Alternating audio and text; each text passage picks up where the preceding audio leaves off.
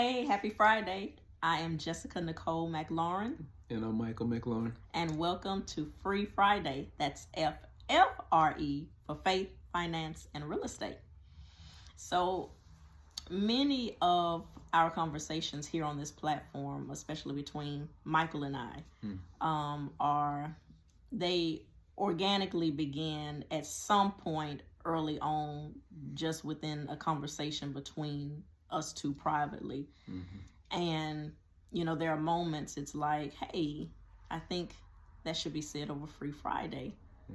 So with that said, something that we talked about earlier, something that Mike mentioned earlier that really stood out to me was your response is the catalyst to your freedom. And again, your response, how you respond, can be the catalyst to your freedom. And I told him he'll be the one doing most of the talking tonight. I actually told him he was going to do Free Friday by himself. She gonna talk. But have at it. So that statement came from life and people's words that I'm trying to choose my words correctly or carefully.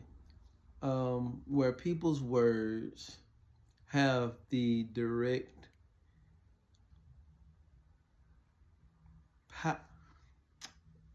power to influence you.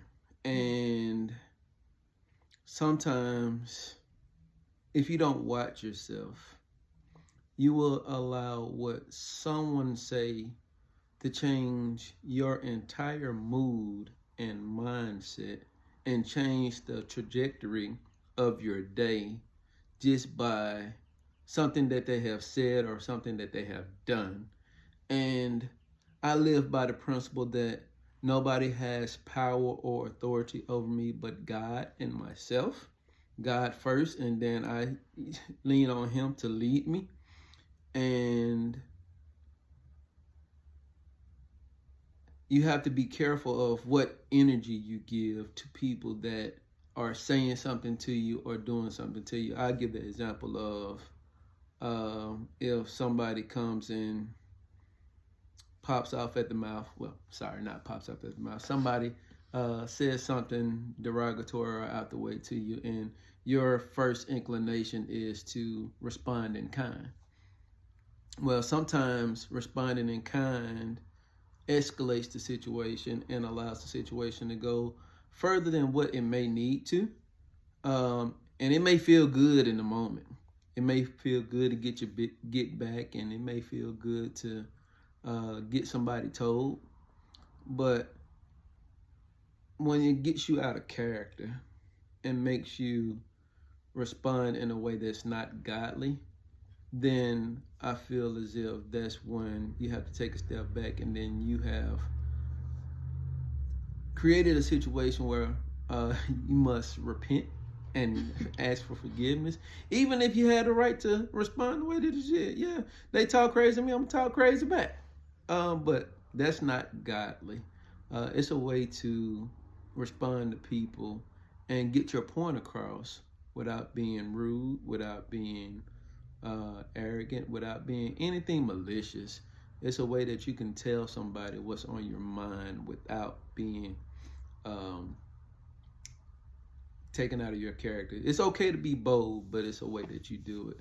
And I encourage, especially Jessica, to speak up and speak her mind and say what it is, but it's just how she does it and then how she feels after it. Because if you don't have peace after it, then it's something that you probably shouldn't do in the first place, because the things that we do, the things that I strive to do daily is to be peaceful. Even if me and Jessica is having a difference of opinion, sometimes I don't have peace with engaging in conversation right away. And a lot of times I ask God to create the opportunity, create the atmosphere, even in me, work on my tongue, because sometimes I could be a little bit too bold. Sometimes I lack tact in a lot of areas.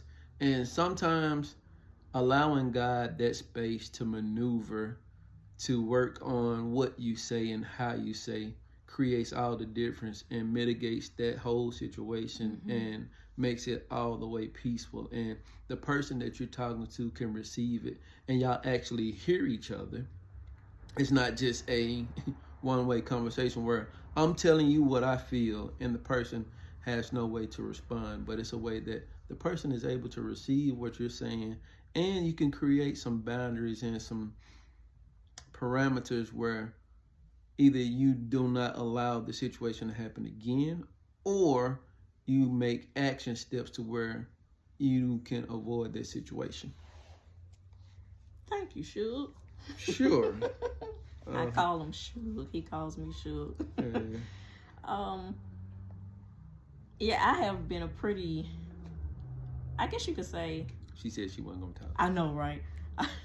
But some things came to mind, and it won't be long. But since I was younger, since I was little, I have been pretty timid. And me too. Well, I remember my dad telling me when I was much younger, sometimes you just can't be sweet little Nikki. So, and she do got that other side. But even and that goes back to what Mike was saying about, you have to be bold to say what needs to be said, even when it comes to spiritual things, I think about Jesus when he said, "Get thee behind me, Satan," and even how Jesus was bold in telling his mind, or bold in talking to the Pharisees. He didn't just tell his mind like we tell our mind these days. He didn't just flip off at the mouth like that. But he was stern. Yes. You knew he meant what he said. So there is a boldness, but like Mike said, there's a way to do it.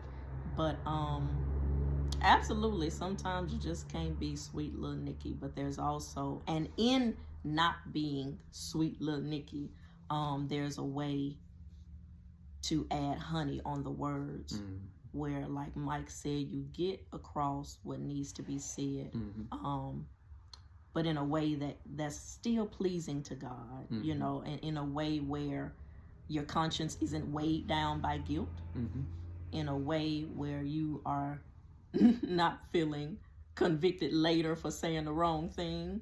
But yeah. See, I didn't talk too long. You didn't, but that was good. I mean, but that goes to getting out of your comfort zone. And nobody, I'm glad that you took notes. Nobody can take you out of your comfort zone but you. You know your limitations. I talk to a lot of people a lot of times where I know when I'm getting ready to go to a place of no return, and it's about to be Mike about to get ready to act a plum fool. And once I get to that point, I already know that it's going to be a lot of repenting. I'm going to have to ask for a lot of forgiveness, and it's going to be hard for me to come back. It's going to be hard for me to come down, and I don't like feeling that way, and I don't like going to that place because I'm a person of peace. I'm a positive, optimistic person by nature, and I try to control the circumstances that's within me by the outcomes that I allow myself to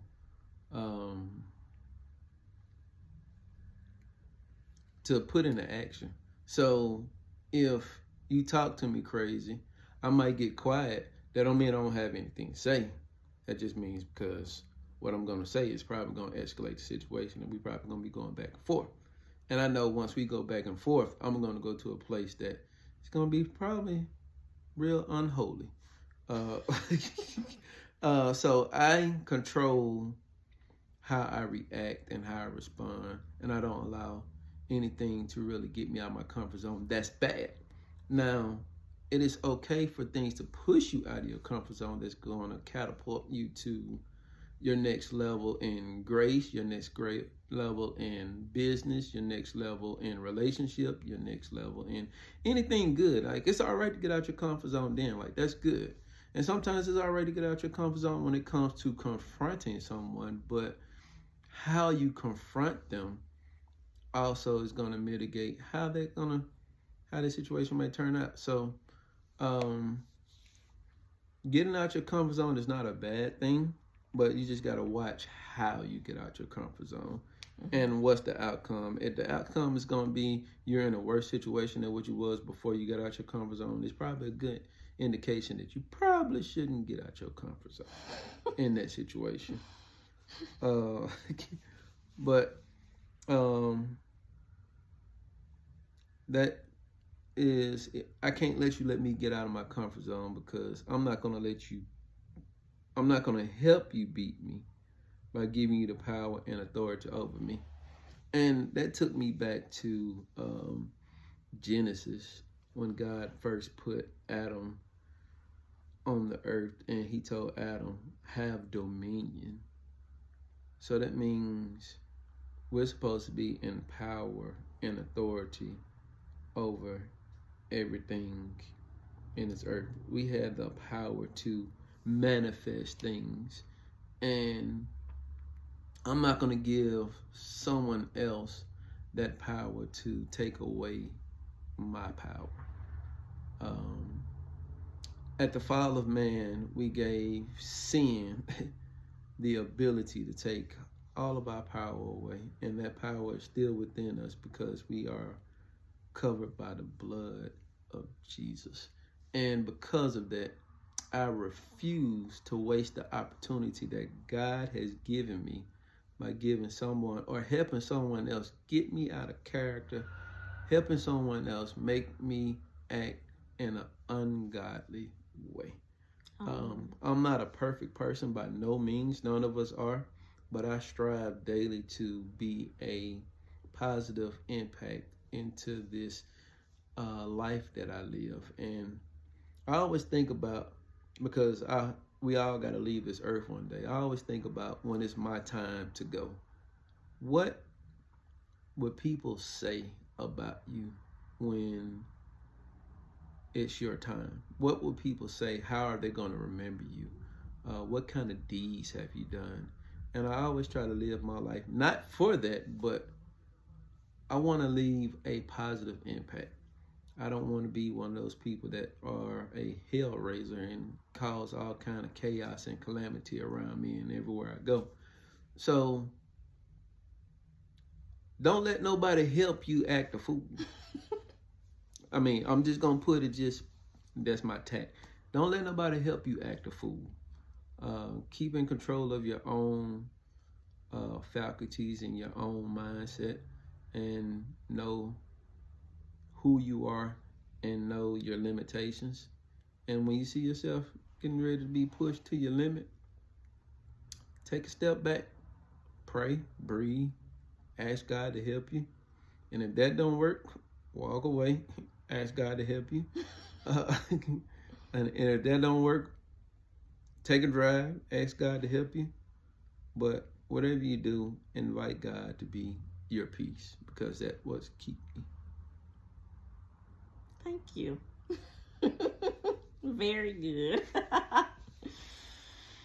Well, I don't have any other words. I told you at the beginning of this that he'd be the one doing most of the talking. But thank y'all for listening. Thank you all so much for your support. Thank you for the comments below that are encouraging to us. Even the encouragement in person that any of you may give us. We appreciate it. This is not our platform. This is God's platform, so we want him to do with it what he wants to do with it. So, as always, we hope you're blessed and encouraged by it.